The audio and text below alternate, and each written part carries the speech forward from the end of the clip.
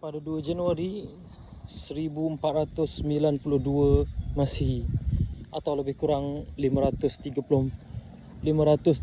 tahun yang lepas. Pada hari ini berlakunya satu peristiwa yang sangat bersejarah di dalam sepanjang sejarah Islam. Peristiwa yang menjadi titik gelap ataupun noktah hitam kepada sejarah keberadaan umat Islam di Eropah, iaitu di Granada.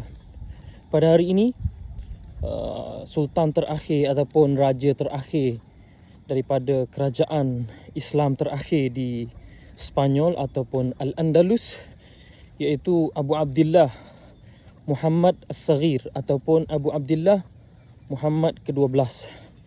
Beliau menyerahkan kunci pemerintahan ataupun kunci secara simboliknya, kerajaan lah secara umumnya.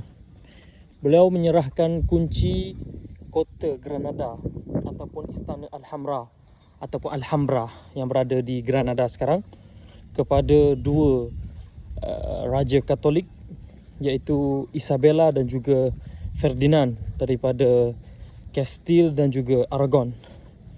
Jadi Abu Abdillah As-Saghir setelah hampir 10 tahun beliau berjuang untuk mempertahankan Granada, namun akhirnya perjuangan ataupun semangat tanpa apa-apa kesiapsiagaan perang yang lengkap, maka ia akan berakhir dengan kegagalan juga.